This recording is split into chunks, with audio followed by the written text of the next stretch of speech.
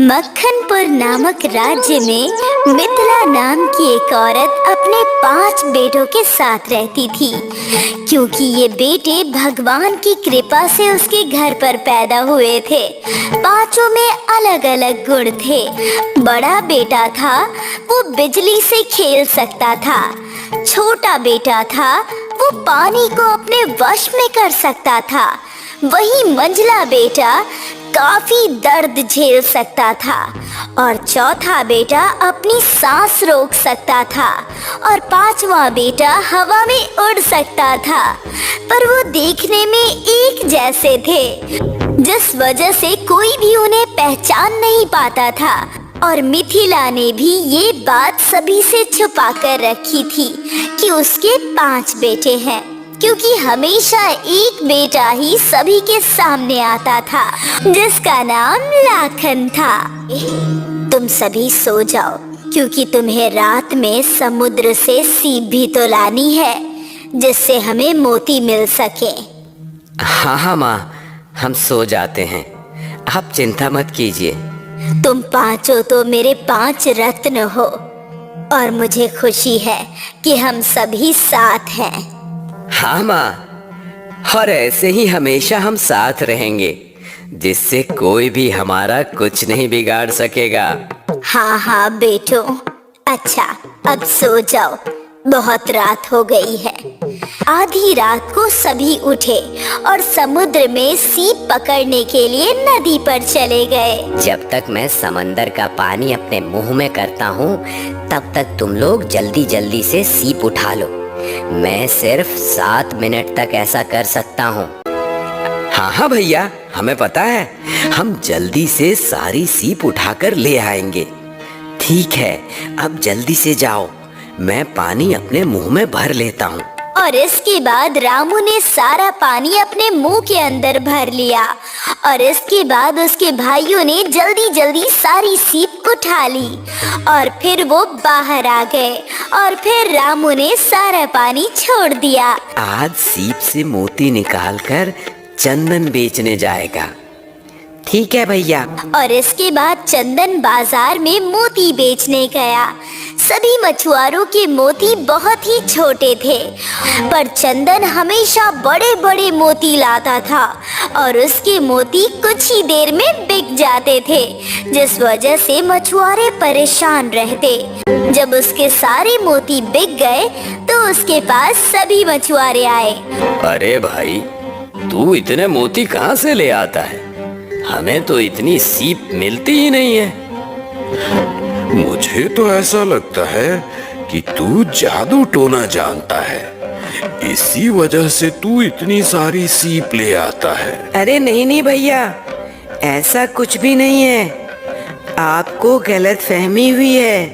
अरे हमें गलतफहमी नहीं हुई है, हम क्या देखते नहीं है? तू रोज कितने बड़े बड़े मोती लाता है और तेरे मोती हमसे जल्दी बिक भी जाते हैं। बता, तू क्या करता है? हाँ भैया, मैं बताता हूँ। आप लोग कल रात नदी के पास आ जाना। और इसके बाद वो वहाँ से चला आया। घर पर आने पर चंदन ने अपने भाइयों को सारी बात बताई। रामू ने उससे कहा, तुम चिंता मत करो, कल मैं अकेला ही जाऊंगा, तुम लोग घर पर ही रहना। इसके बाद रात के समय वहाँ पर सभी मछुआरे पहुँच गए। अच्छा, मैं अपने अंदर इस समंदर का पानी ले लूंगा, पर मैं सिर्फ 7 मिनट के लिए ही ऐसा कर सकता हूँ। अरे हाँ, तुम चिंता मत करो, तुम जल्दी से पानी अपने अंदर लो। इसके बाद रामू ने समंदर का सारा पानी अपने मुंह के अंदर ले लिया और सभी मौका देखकर सीप चुनने लगे, पर उन्हें बहुत ज्यादा समय हो गया। रामू बार बार उन्हें बुला रहा था, पर कोई भी सुन नहीं रहा था। उसने सारा पानी वापस समुद्र में छोड़ दिया। वो सभी चिल्लाने लगे, बचाओ बचाओ, कोई तो बचाओ, हम डूब रहे हैं, हमारी मदद करो, हम मर रहे हैं, हम मर रहे हैं, हम डूब रहे हैं। कोई तो बचाओ, इस रामू ने तो हमें मार डाला, बचाओ। और कुछ ही देर में सारे मछुआरे डूबकर मर गए। अब ये बात महाराज को पता लगी तो मछुआरों के परिवार वाले रामू को पकड़कर महाराज के पास ले आए। मैं क्या सुन रहा हूँ? तुमने नदी में डुबाकर बहुत सारे लोगों को मार दिया है। नहीं नहीं मालिक, हमने चेतावनी दी थी कि मैं 7 मिनट से ज्यादा अपने मुंह के अंदर पानी नहीं रख सकता हूँ, पर इन्होंने मेरी चेतावनी मानी ही नहीं। मुझे कुछ नहीं पता है, तुमने लोगों को मारा है और इसकी सजा ये है कि अब तुम्हें भी नदी में डुबा कर मारा जाएगा। तुम्हारी कोई आखिरी इच्छा है तो तुम हमें बताओ, हम वो जरूर पूरी करेंगे। हाँ हाँ मालिक, मेरी एक आखिरी इच्छा है कि मैं अपनी माँ से मिलकर आऊं। ठीक है, तुम जाओ, तुम्हें कल समंदर के पानी में डुबाकर मारा जाएगा। रामू अपने घर पर आया और सारी बात बताई। भाई, आप चिंता मत कीजिए, सब कुछ ठीक हो जाएगा। अगले दिन रामू समुद्र पर पहुंचा। राजा ने उससे कहा, अब तुम जाओ और जाकर इस समंदर में डूब जाओ। रामू समुद्र में चला गया, पर समुंदर ने उसका कुछ नहीं बिगाड़ा। ऐसा लग रहा था मानो समुद्र उसका दास हो और वो उसी के इशारों पर चल रहा हो। और सभी बहुत हैरान हुए। अरे, ये क्या हो रहा है? रामू को तो कुछ हो ही नहीं रहा है, मानो समंदर उसकी बात मान रहा हो और वो उसे कुछ कर ही नहीं रहा हो। राजा भी काफी हैरान हुआ और रामू समुद्र से बाहर आ गया। राजा ने उससे कहा, अरे, ये कैसे हो गया? तुम्हें समंदर ने डुबोया क्यों नहीं? मुझे तो कुछ समझ में ही नहीं आ रहा। पर रामू चुपचाप वहाँ पर खड़ा रहा। ठीक है, कल तुम्हें करंट दिया जाएगा। क्या तुम्हारी कोई आखिरी इच्छा है? हाँ हाँ मालिक, मुझे अपने घर माँ से मिलने जाना है। कल पूरी रात मेरी माँ बहुत रोई है। उन्हें पता लगा कि मैं मरने वाला हूँ तो उन्होंने रो रो कर अपना बुरा हाल कर लिया।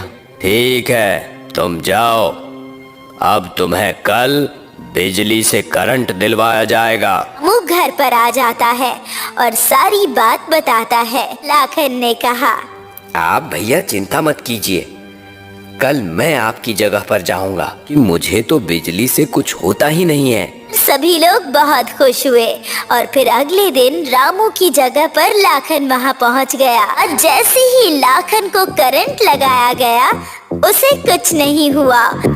मुझे तो बहुत मजा आ रहा है इस बिजली के करंट से।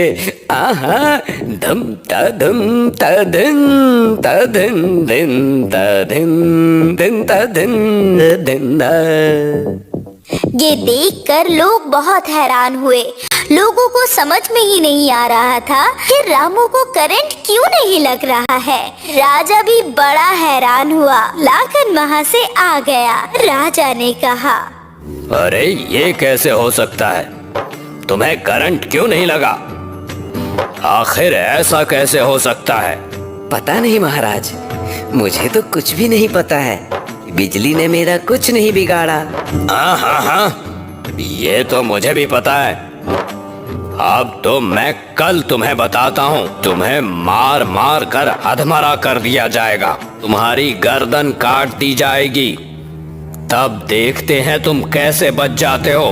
तुम्हारी कोई आखिरी इच्छा है?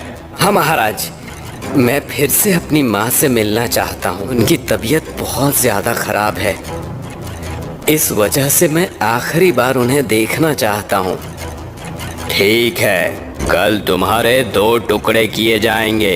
लाखन घर पर आ जाता है और सारी बात अपने घर वालों को बताता है। चंदन ने कहा, भैया, कल मैं आपकी जगह पर जाऊंगा, पर मार का कोई असर नहीं होता है, ना ही मेरे टुकड़े हो सकते हैं।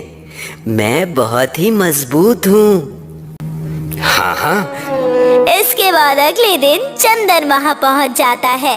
जैसे ही एक आदमी चंदन के शरीर पर तलवार चलाता है, तलवार टूट जाती है, पर चंदन के शरीर को कुछ नहीं होता। राजा बहुत हैरान हुआ कि आखिर ये सब कैसे हो रहा है। राजा कहता है, अब इसे जमीन में गाड़ दिया जाएगा, जिससे ये जिंदा नहीं बच सकेगा। अब राजा फिर उससे आखिरी इच्छा पूछता है और फिर से वो वही इच्छा बताता है।